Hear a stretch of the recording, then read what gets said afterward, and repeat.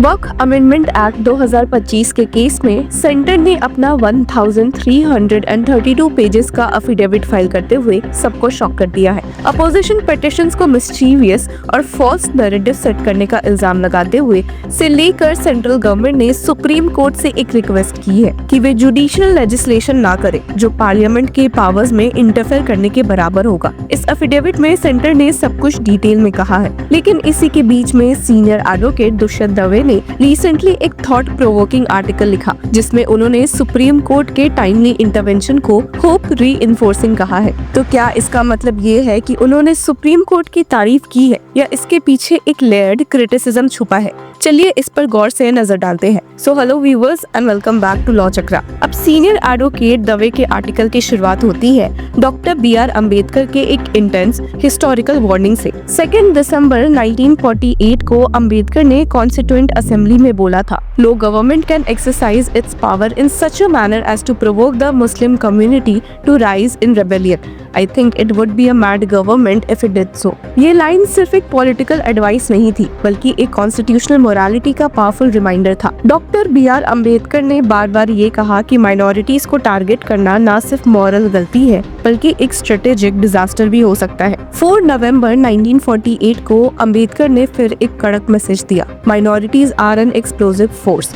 अगर ये force erupt करे तो पूरा स्टेट का स्ट्रक्चर गिर सकता है। उन्होंने ये भी कहा कि इंडियन माइनॉरिटीज ने अपना एग्जिस्टेंस मेजॉरिटी के ट्रस्ट पर छोड़ा है। जिसके बाद सीनियर एडवोकेट दवे ने कहा कि जब हम ये सुनते हैं तो नेचुरली सवाल उठता है, क्या 2025 में पास किया गया वक्फ अमेंडमेंट एक्ट उस ट्रस्ट का वायलेशन है? सीनियर एडवोकेट दवे के आर्टिकल का यही क्रक्स है। उन्होंने वक्फ अमेंडमेंट एक्ट 2025 को मेजॉरिटेरियन लेजिस्लेशन कहा है जो न सिर्फ आर्टिकल्स 25 और 26 का वायलेशन करती है बल्कि सेक्युलर इंडिया के बेसिक स्ट्रक्चर को चैलेंज करता है। और जब इन राइट्स का वायलेशन होता है तो आर्टिकल 32 एक ऐसा टूल है जिससे सिटीजन्स डायरेक्टली सुप्रीम कोर्ट जा सकते हैं। सीनियर एडवोकेट दवे याद दिलाते हैं Romesh Thapar versus state of Madras के लैंडमार्क केस में सुप्रीम कोर्ट ने कहा था कि article 32 is itself made a fundamental right. The Supreme Court is the protector and guarantor of fundamental rights. तो जब गवर्नमेंट कोई ऐसा एक्ट लाती है जो आर्टिकल्स 25 और 26 को डाइल्यूट करता है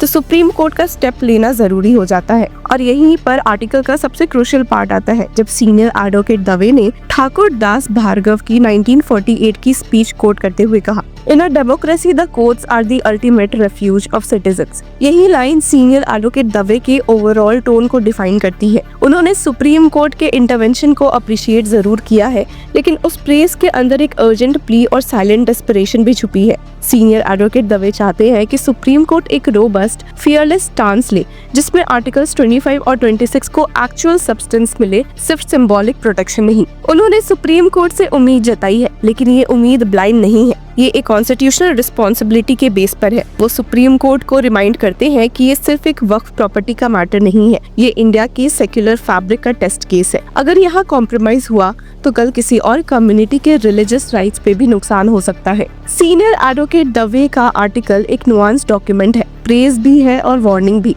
उन्होंने सुप्रीम कोर्ट को एक कॉन्स्टिट्यूशनल सेवियर की तरह डिपिक्ट किया है लेकिन ये भी साफ कर दिया है कि अगर सुप्रीम कोर्ट फेल हुआ तो डेमोक्रेसी की बैकबोन टूट सकती है। आज जब हर तरफ कम्युनल पोलराइजेशन का प्रेशर है, जब लॉ सेलेक्टिवली टारगेट कर रहे हैं, जब पब्लिक डिस्कोर्स में माइनॉरिटीज की जगह स्क्वीज हो जाती है, तब सीनियर एडवोकेट दवे का ये रिमाइंडर जरूरी है। A state can only remain stable when it respects the delicate balance between majority will and minority rights. हालांकि वक्फ अमेंडमेंट एक्ट के क्या प्रोविजंस प्रॉब्लमैटिक है। सीनियर एडवोकेट दवे एक्सप्लेन करते हैं कि नए एक्ट ने वक्फ बाय यूजर जैसे हिस्टोरिकली रिकॉग्नाइज्ड कंसेप्ट को ही खत्म कर दिया है। वक्फ बाय यूजर का मतलब है कि अगर एक property historically public religious use में थी, जैसे एक कब्रिस्तान, दरगाह या मस्जिद, तो वो वक्फ माना जाता था even without a written deed. 2020 के राम जन्मभूमि बाबरी मस्जिद जजमेंट में भी सुप्रीम कोर्ट ने इस प्रिंसिपल को एंडोर्स किया था। The court had held that Our jurisprudence recognizes the principle of Waqf by user even absent an express deed of dedication or declaration. फिर भी नए एक्ट ने ये कॉन्सेप्ट डिलीट कर दिया और हर वक्फ को नए स्ट्रिंगेड क्लॉज के थ्रू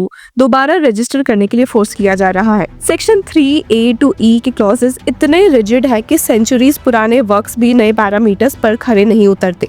जैसे कि अगर कोई वक्फ का डॉक्यूमेंट्री एविडेंस या डीड ना हो या प्रॉपर्टी का करंट यूजेज रिलीजियस ना हो तो उसका रजिस्ट्रेशन रिजेक्ट हो सकता है। सीनियर एडवोकेट दवे कहते हैं कि ये एक लीगल स्ट्रैंगुलेशन है जिसमें वक्फ को सिस्टमैटिकली उनका लीगल रिकॉग्निशन छीन लिया जा रहा है। 1954 के शिरूर मठ केस का रेफरेंस देते हुए सीनियर एडवोकेट दवे बताते हैं कि सुप्रीम कोर्ट ने तब ये क्लियरली बोला था कि propagation of religion even through outward acts is a protected right, चाहे वो टेंपल में हो या किसी हॉल में। इस केस ने आर्टिकल 26 को भी ब्रॉडन किया था कि रिलीजियस बॉडीज को ना सिर्फ अपने रिलीजियस अफेयर्स कंट्रोल करने का अधिकार है बल्कि अपनी प्रॉपर्टी राइट्स एक्वायर और मैनेज करने का भी राइट है। हाँ, प्रॉपर्टी मैनेजमेंट लॉज के थ्रू रेगुलेट हो सकते हैं लेकिन रिलीजन के नाम पे इंटरफेरेंस नहीं हो सकता। इसी तरह 1954 के Ratilal Pananchand Gandhi versus state of Bombay judgement में भी सुप्रीम कोर्ट ने कहा था कि अगर किसी रिलीजियस कम्युनिटी का बिलीफ जेन्युइन है तो एक सेक्युलर जज उसमें इंटरफेयर नहीं कर सकता।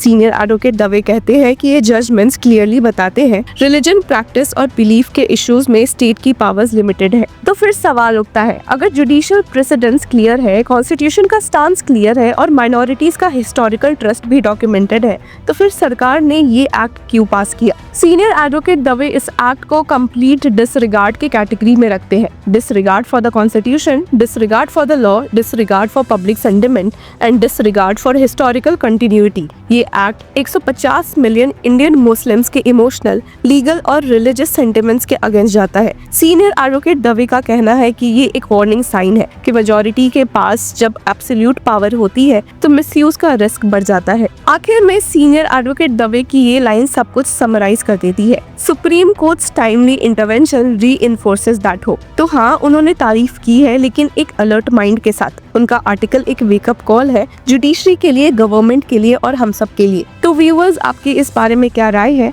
हमें कमेंट सेक्शन में जरूर बताएं और तब तक के लिए keep following law Chakra. Hello law lovers and justice seekers, welcome to law Chakra. हम आपके लिए लेकर आए हैं कुछ बहुत ही exclusive. Introducing law Chakra prime membership, जो आपको देगा exclusive access like never before. चाहते हो कि सबसे पहले आपको मिले latest legal updates? Law Chakra prime के साथ आपको मिलेगा early access to exclusive content, critical case analysis, courtroom बैठ का ब्रेकडाउन, वो भी बाकी व्यूअर्स से पहले। मोर अपडेट्स, मोर एनालिसिस, यानी कि फुल इनसाइडर एक्सेस, वो भी बस घर बैठे। यही नहीं, प्राइम मेंबर को मिलेगा access to exclusive interview session with renowned जजेस, लीगल एक्सपर्ट्स एंड लॉयर्स। ऐसे इनसाइट्स जो आपको कहीं और नहीं मिले। इसी के साथ अगर आप कभी सोचे कि हम कैसे लेकर आते हैं आपके लिए ये लीगल अपडेट्स, तो इसके लिए भी प्राइम मेंबर्स के लिए है हमारे पास एक special sneak peek behind the scenes of law chakra. Brainstorming session से लेकर ब्लूपर्स तक सब कुछ। In short, more content, more update and more analysis. Political legal controversies हो या इन डेप्थ लीगल सेशंस, सब कुछ आपको मिलेगा एट वेरी मिनिमल प्राइस। बनिए लॉ चक्र की प्राइम मेंबर और अनलॉक कीजिए full potential of legal knowledge. अभी ज्वाइन कीजिए।